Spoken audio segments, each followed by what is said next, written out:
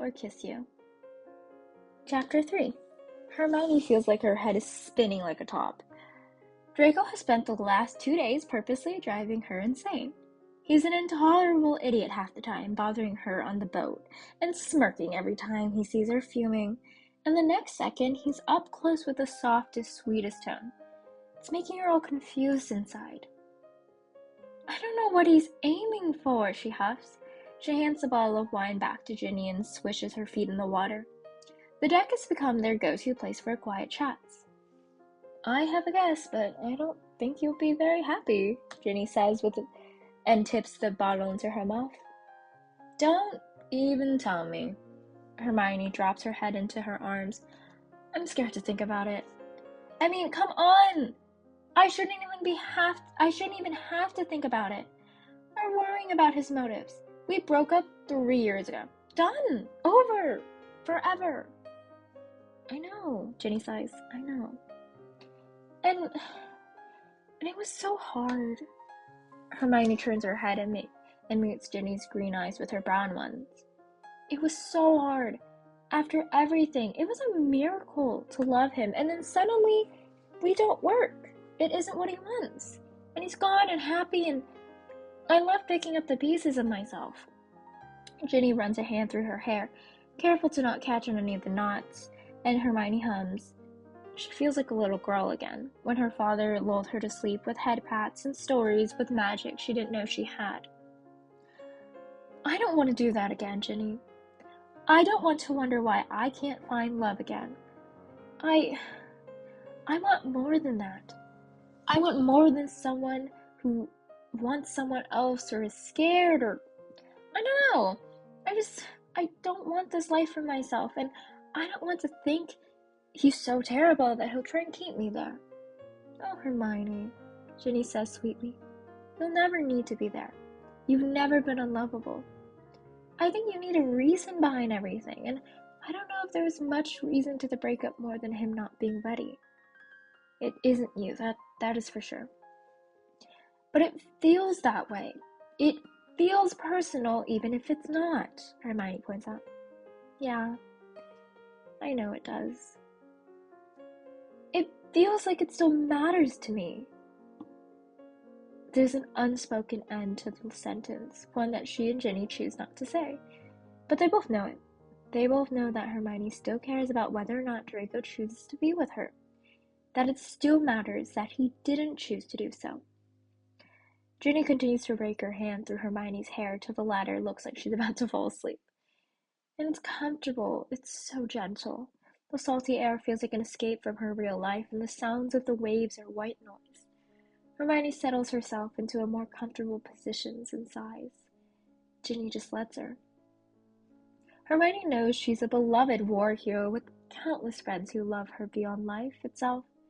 She also knows she's brilliant and brave and headstrong. She knows all of her best traits, but none of them can erase all of the shortcomings that just feel like they swallow her whole. It hurts to know that the love of so many people is so overshadowed by the lack of one person who purposely walked away from her life years ago. It's infuriating, really. That just because of his choice, she feels deep down that she's not good enough because in reality she is. The little teenage girl emotions swirl inside her and build with pressure. Hermione soothes it with a shower that's so hot it would probably scorch someone else. She thinks that maybe she can burn these thoughts and feelings she's having. It helps, and she feels refreshed to lay in bed and read her book till she gets sleepy. A knock on her door interrupts these plans. She gets up and adjusts the towel on her head and opens the door.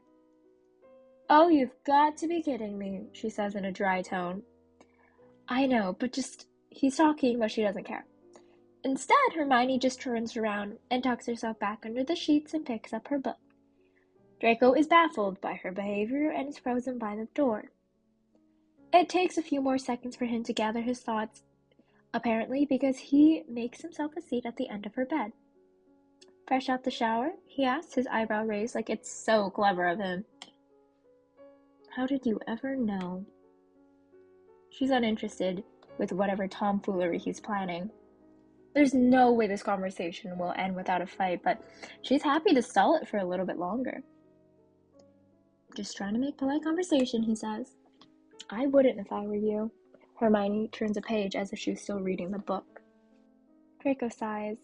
What happened? We were getting along, he says.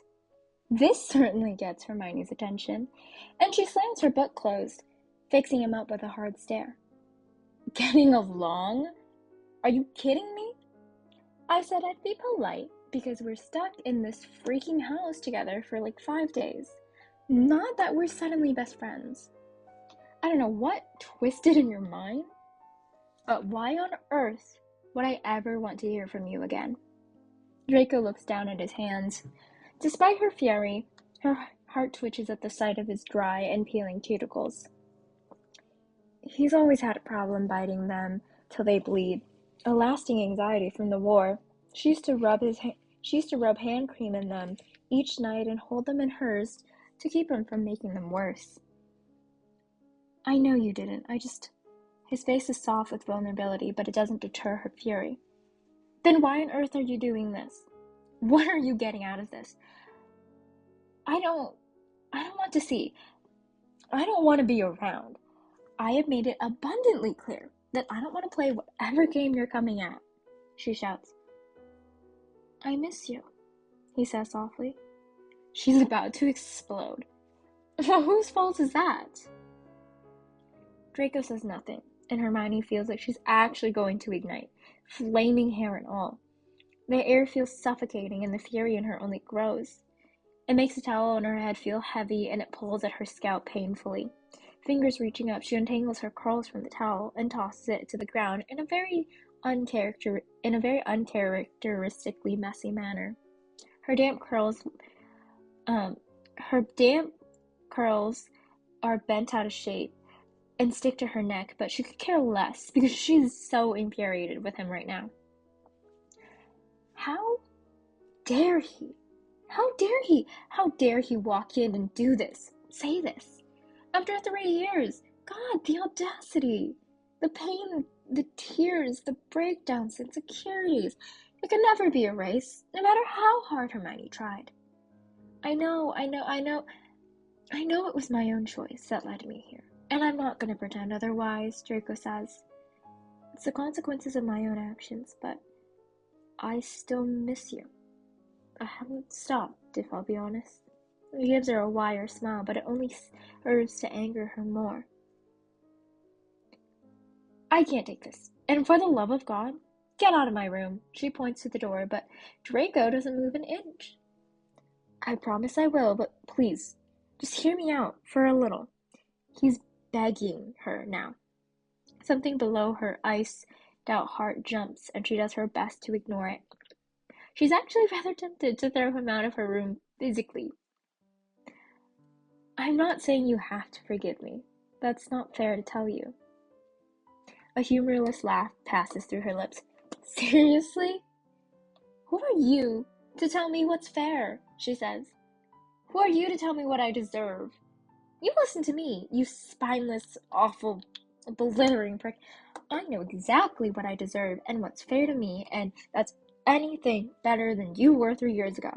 Hermione stares him down. They're so close now that her knees are almost touching his thighs, but it doesn't feel like tension or nerve-wracking. It feels like standing up for herself. The strength empowers her to stand taller. You're right, Draco sighs.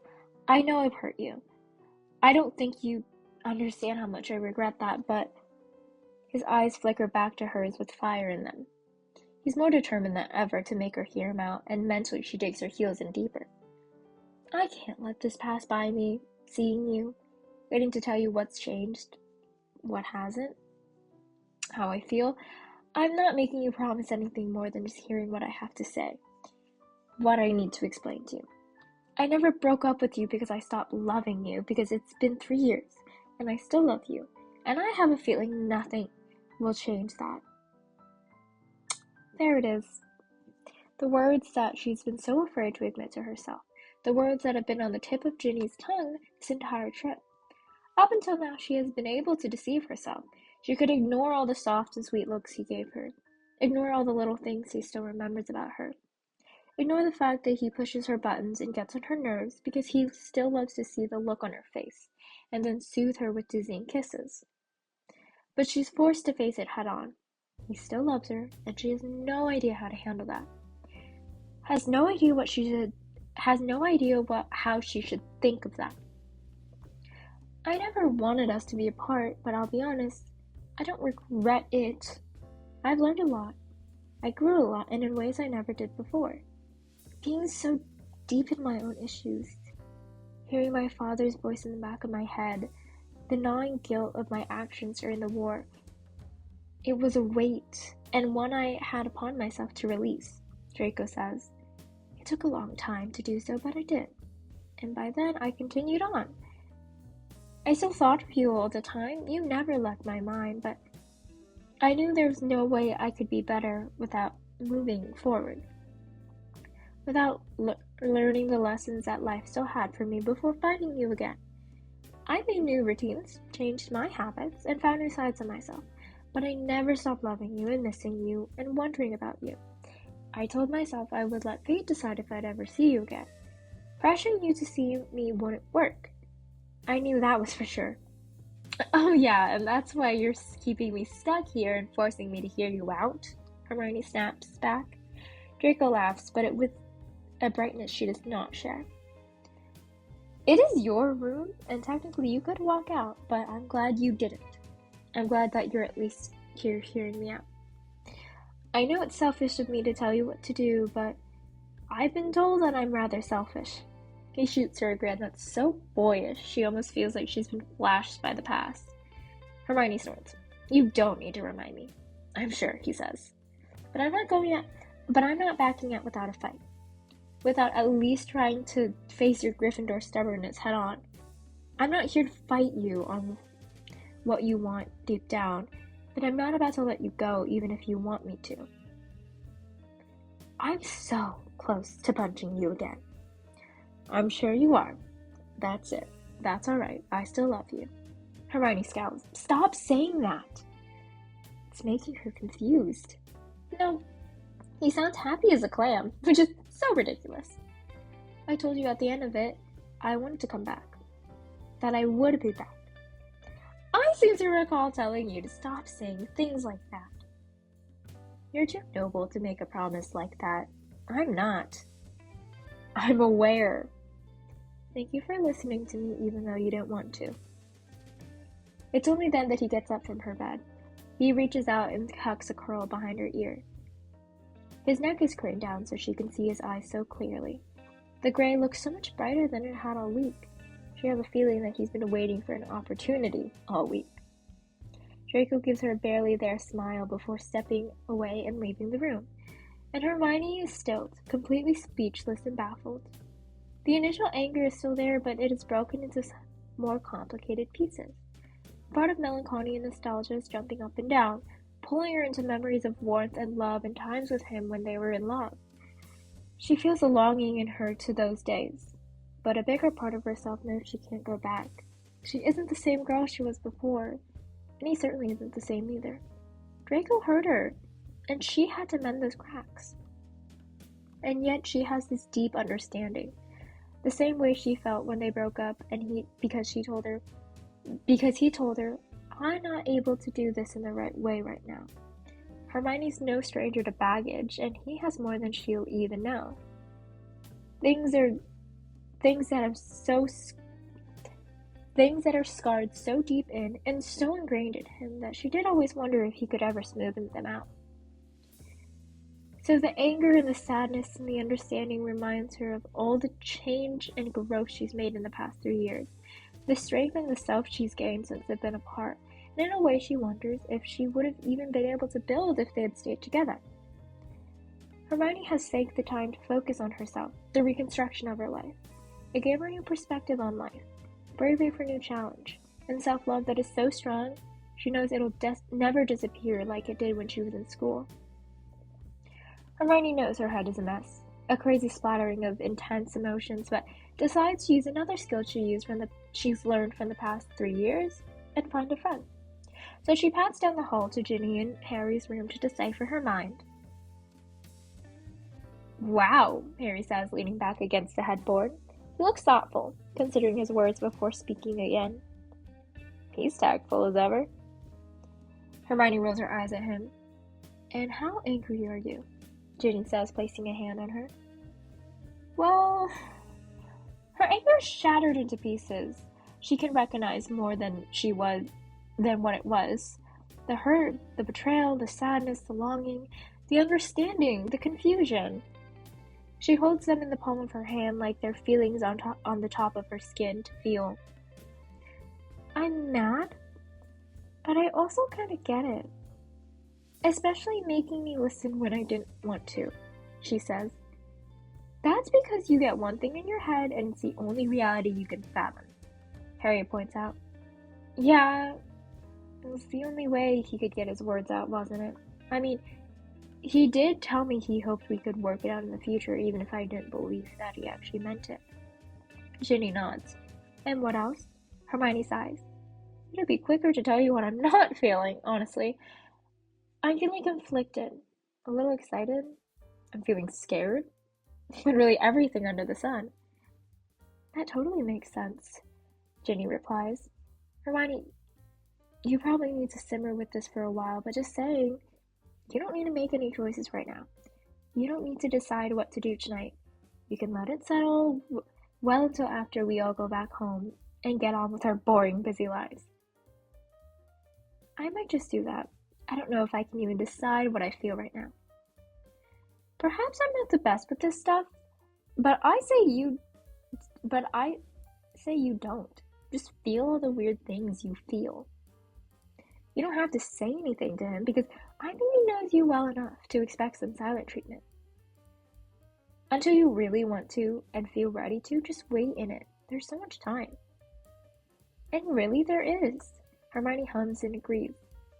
Her brain isn't settled, and she's not sure if it ever really would be. But she feels lighter after everything that happened. She feels like she's no longer tiptoeing around Draco and waiting for him to declare his confession. And after talking to Ginny and Harry, she no longer feels like a pebble on the ground. At least now she feels contained. Not figured out, but just a step closer than before. Maybe that's all she needs right now. It's just enough to let her sleep.